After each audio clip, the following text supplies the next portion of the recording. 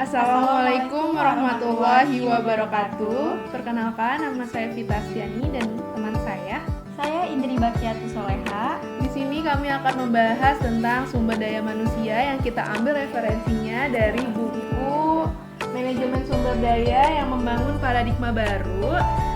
Penerbitnya dari Salemba 4 dan diciptakan oleh Dikdik Sodikin, Jaka Permana, dan Suhendar Adia. Kalian boleh cari referensi buku ini di Gramedia. Fit, aku mau nanya nih, menurut kamu SDM itu apa sih? Jadi SDM itu kan singkatan dari sumber daya manusia. Ya. Jadi pada hakikatnya SDM itu adalah seorang manusia yang dipekerjakan oleh organisasi seperti sebagai penggerak, pemikir, atau perencana untuk dapat tercapainya tujuan dalam organisasi itu sendiri. Jadi menurut aku sih SDM itu sangat penting. Kamu tahu nggak sih kenapa SDM itu bisa sangat penting? Menurut aku sangat penting fit SDM itu karena dapat mencapai sebuah tujuan-tujuan dan mencapai keberhasilan dalam organisasi maupun secara individu. Tapi di dalam SDM ada tahap-tahapannya Fit. Kamu tahu nggak sih tahap-tahapan dalam SDM itu? Oh, kalau tahapan-tahapan di SDM itu ada beberapa, Nri. Jadi yang pertama adanya perencanaan dalam sumber daya manusia. Yang kedua adanya akuisisi sebagai membangun tim proyeknya. Jadi tim proyek di sini yang dimaksud adalah organisasi di sebuah perusahaan. Terus ada untuk menciptakan keberhasilan dengan tujuan untuk meraih kesuksesan. Oh gitu ya.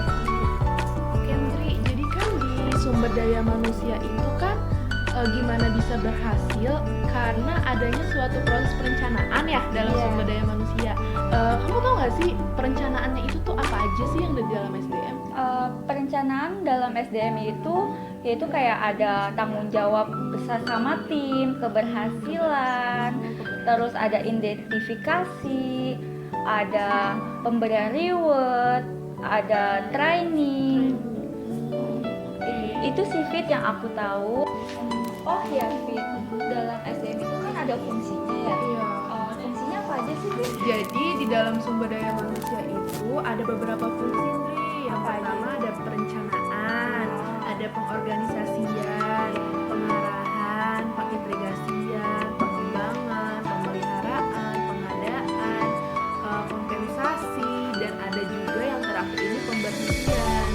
Oh ya, Nri, kan tadi kan aku ngasih tahu yang fungsi-fungsi SDM ya. Iya. Jadi fungsi-fungsi sumber daya manusia itu juga ada perubahan paradigmanya nih, Nri. Kan ada yang contohnya faktor internal sama faktor eksternal ya.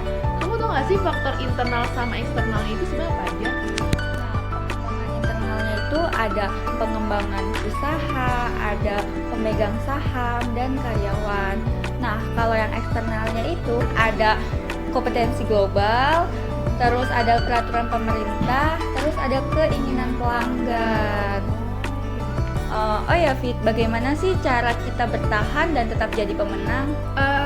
Yang penting itu adalah mempersiapkan organisasinya, terus mencari dan memberdayakan orang yang tepat. Jadi selebih kita bisa mencapai tujuan yang kita inginkan, orang tersebut juga sama-sama untuk mencapai tujuan yang sudah ditetapkan di organisasi itu sendiri.